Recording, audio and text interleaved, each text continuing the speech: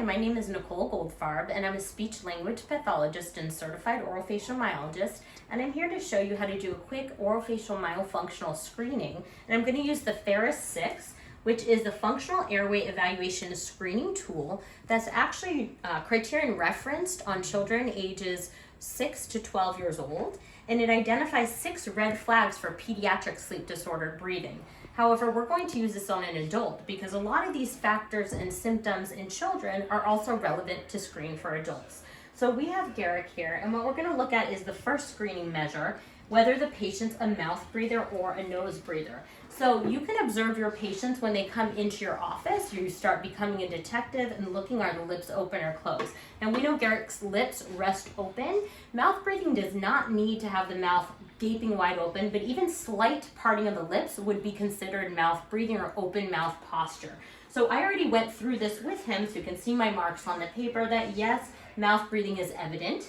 And it's important to know that some patients may mouth breathe only when sleeping. So we would ask them questions like, when you wake up, is your mouth dry? Does your throat feel dry? Is there drool on the pillow? Or do you feel like you need to drink water during the night or in the morning? So sometimes those are the patients where you do need to question a little bit more when their lips are closed during the day. Also, we might ask if a patient's not sure if the lips are open during the day, we might question further and say, when you're not paying attention, like when you're completely relaxed, driving, cooking, working on the computer, do you notice your lips tend to part? Or we may ask parents to observe that in their children. So that's question number 1.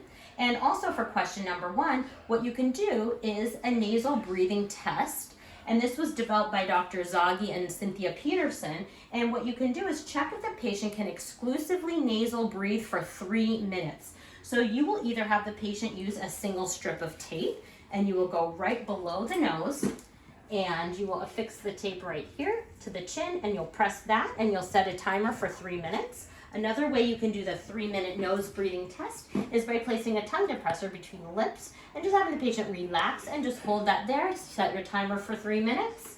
Or you can even have the patient hold water in the mouth and set that timer for 3 minutes. However, if we notice a patient comes in with the lips open, or you want to test, are they able to keep those lips closed for 3 minutes in order to see if they pass that nose breathing test. But if they come in with their lips closed and their lips are closed throughout the entire session, we know that they can sit with their lips closed for 3 minutes. For Garrick, we know his lips rest parted. Number 2, we're going to look at Mentalis strain, so lip incompetence. So when we have the patient close the lips, we check the chin, whether the chin is bumpy, Mentalis strain, or smooth. Even though he has some facial hair, I can see that the chin is smooth. There is no Mentalis muscle strain. So we check the box no. The third factor is tonsils. So we are going to look at tonsil size, and we look in the mouth, and you can have the patient say, ah, or you can also have the patient pant like a dog, so go, good. And you can also use a tongue depressor to help push down the back of the tongue to see the Brodsky tonsil rating. Anything less than 50% would be within normal limits per this scale, and his tonsils were graded 1, 0 to 25%. And then the fourth factor is tongue ties. So we are going to use the tongue range of motion ratio scale, looking at tongue tip mobility. This particular screening does not look at lingual palatal suction, but just tongue tip mobility. So what we do is we have the patient open their mouth. So go ahead and open as wide as you can without any pain or discomfort. And then we're going to measure at the lower incisors. We're measuring mouth range of motion. And this time he actually did better than last time. He got 55. And now we're going to say open your mouth as wide as you comfortably can without any pain or discomfort, and elevate your tongue tip up to the alveolar ridge behind your top teeth. And go ahead and move that upper lip out. Can you get that? Good. And can you get your upper lip a little bit out of the way? Good. There you go. And he got a 42. So when I just measured right before, we got a maximum mouth opening of 50 and a tongue tip elevation mouth opening of 32. And we divide the 32 by the 50, and we got 64%.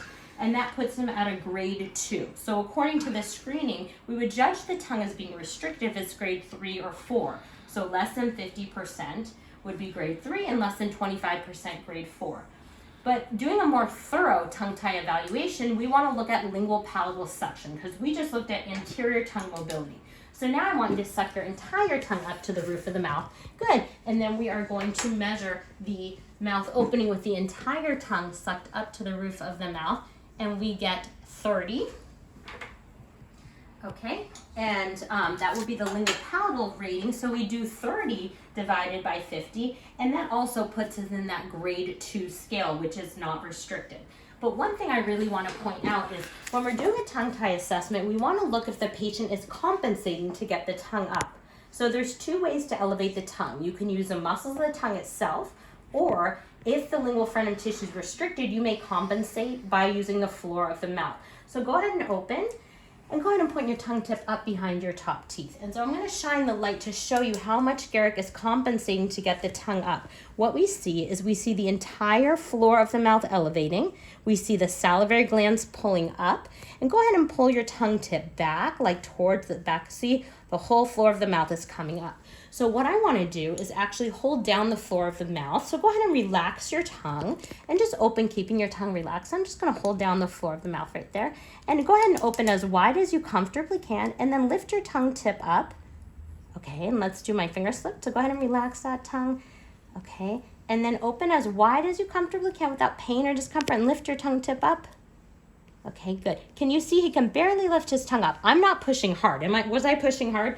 Okay. Tongue maybe will go up less than 25%. That would be a grade 4. And I'm not sure if you can see on the video, but the middle of the tongue had a dip. It was actually pulling down. So what we conclude is Garrick has great tongue range of motion using the TRMR scale, grade 1. However, in order to get his tongue up, he's actually compensating. The entire floor of the mouth needs to lift up. When we hold the floor of the mouth down, he can barely elevate his tongue. So what we would conclude is there is a tongue tie, a tongue restriction, and that is impacting rest posture of the tongue. So on this form, we're going to write not restricted because this is only looking at grade 3 to 4, but we're going to know that there is a restriction based on compensations. Now we're going to look at number 5, bruxism. Is there signs of dental wear? And we just peek in the mouth, and we can see there's a lot of wear on these front teeth. The teeth are worn down, so we do see signs of dental wear. We can ask the patient, do you clench or grind your teeth? Do you know if you grind your teeth? I don't know. Okay, and some patients don't know. Some patients are in a night guard, so we know they do. Pediatric patients, parents sometimes hear them grinding at night. So we would answer that question. And then the 6th and last factor on this screening is there a narrow palate? So signs of dental crowding, high arch or narrow palate, and you can use the Bogue index. And on the back of the screening, it'll actually show you the rating scales for TRMR tip and lingual palatal section. And it will also show you what are normal or within normal limit range for palate width. And we already measured Garrick. We used our Bully gauge here, and we found that at the intermolar width, at the mesiolingual cusps, he was a 35. So he is moderately narrow.